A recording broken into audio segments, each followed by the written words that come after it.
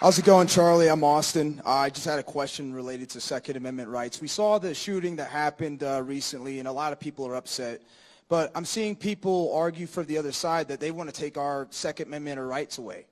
How do we convince them that it's important to have the right to defend ourselves and all that good stuff? Yeah, it's a great question. Thank you. So I'm a big Second Amendment fan, but I think most politicians are cowards when it comes to defending why we have a Second Amendment. This is why I would not be a good politician, or maybe I would, I don't know, but because I actually speak my mind. The Second Amendment is not about hunting. I love hunting. The Second Amendment is not even about personal defense. That is important. The Second Amendment is there, God forbid, so that you can defend yourself against a tyrannical government. Come on.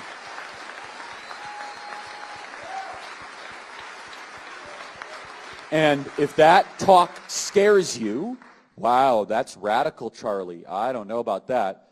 Well, then you have not really read any of the literature of our founding fathers. Yep. Number two, you've not read any 20th century history. You're just living in Narnia. By the way, if you were actually living in Narnia, you would be wiser than wherever you're living, because C.S. Lewis was really smart. So I don't know what alternative universe you're living in. Yep.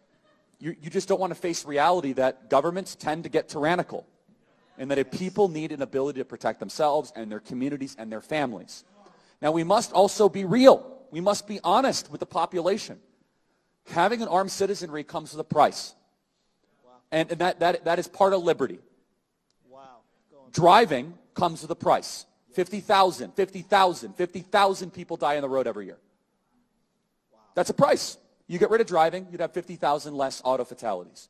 But we have decided that the benefit of driving, speed, accessibility, mobility, having products, services, is worth the cost of 50,000 people dying on the road. Wow. So we need to be very clear that you're not going to get gun deaths to zero. It will not happen. Right. You can significantly reduce them through having more fathers in the home, yes, by having more armed guards in front of schools.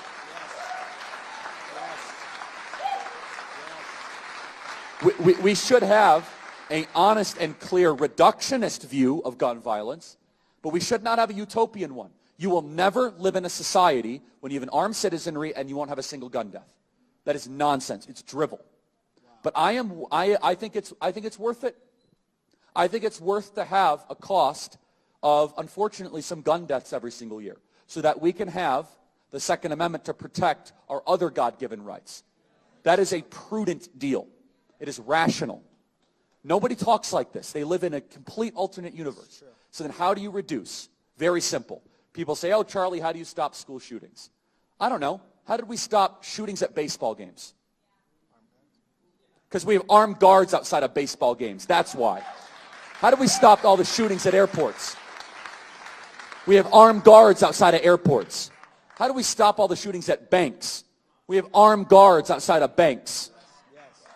How do we stop all the shootings at gun shows? Notice there's not a lot of mass shootings at gun shows. There's all these guns because everyone's armed. If our money and our sporting events and our airplanes have armed guards, why don't our children?